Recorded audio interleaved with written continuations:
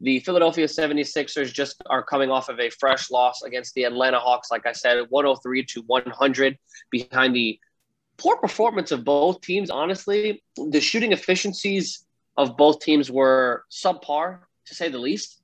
I'm not going to get too into it, Kyle. I'm just going to kind of bounce it over to you.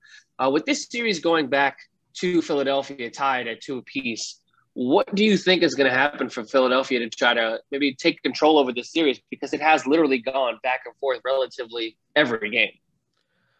I didn't think that they necessarily had the best night shooting, and they only lost this game by 3 points on the road. So, with the series going back to Philly for Game 5, I would imagine that Joel Embiid is going to have a better shooting performance than he did in Game 4. 4 of 20 in a road game that could potentially put you up 3-1 in the series and essentially ice it. Yeah, 4 of 20 is not going to cut it. Granted, he did score 17 points, so he knocked down all 8 of his free throws, and he had 21 rebounds, which is sensational. It's just 4 of 20 from the field. That's not going to cut it. But I do expect them to have a bounce-back game in Game 5 when it's back in Philly. I thought the starters overall for Philly, I thought they played pretty well. Ben was 5 of 10 from the field. He had 11 points. Also had 12 rebounds. Tobias Harris shot over 50% from the field. He had 20 points. And even Seth Curry, he had 17 on 7-11 shooting. So all in all, the starters did play pretty well. They got decent bench production. I know Shake Milton definitely got a little bit of a hot start in this series with his amazing shooting performance. I think it was in Game 1 where it looked like he could not miss behind the 3-point line, but he had a kind of a down-to-earth game. He had 8 points on 2 of 7 shooting. Thibault, he had 5 points on 2 of 7 shooting. So when I look across the bench could have a little bit of a better shooting performance than it did. But if I'm Philly, I take this loss in stride, learn from some of the mistakes that they made, and just try to find some better shots in Game 5.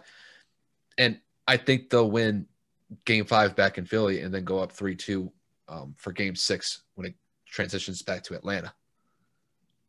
Yeah, I couldn't agree more. I mean, the fact that this game was as close as it was and the best player on the court visibly being Joel Embiid having the off night or probably the worst night he's had in the postseason, I would say Philly should not panic.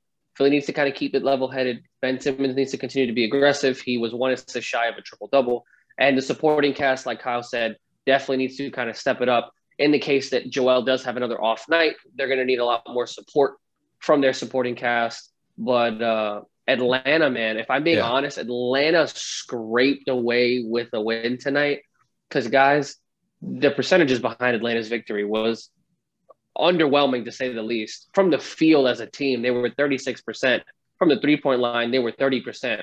And from their 2 best shooters, they were a combined 7 of 24 from the three-point line. That is absolutely embarrassing. Overall, from shooting perspective, they were 9 of 24 from Bogdanovich. And then Trae Young was 8 of 26. Trae had 25. Bogdanovich had 22. Trae Young also did contribute to 18 assists, so he did make up for it in his distribution to the team.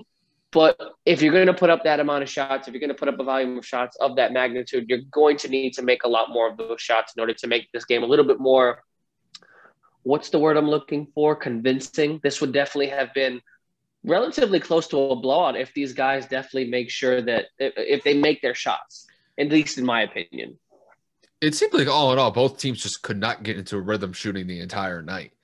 So when you have Trae Young and Bogdanovich go for 17 of 50, that's in the 30%. Like it's enough to get by to get a Game 4. So, I mean, it was good enough. It's just you can't rely on that moving forward if you're going back to Philly for Game 5. You're going to definitely have to improve those shooting numbers, not just on Atlanta, though, but Philly has to as well. So I think this is one of those games where both teams just really can't establish a rhythm shooting, but if you just are able to knock down some late game jumpers to kind of separate the lead, because it was kind of back and forth going into the fourth quarter. And I will say that Atlanta did play better defense in the second half because they limited the 76ers to score, I believe, under like 40, 45 points in the second half overall. So you got to give Atlanta a lot of credit there. But I think both teams are probably going to look at themselves in the mirror. They're going to look over the tape and say, yeah, just didn't knock down the shots and just got to improve our shooting opportunities as best as they can going into game 5. They definitely have to do better, without a doubt.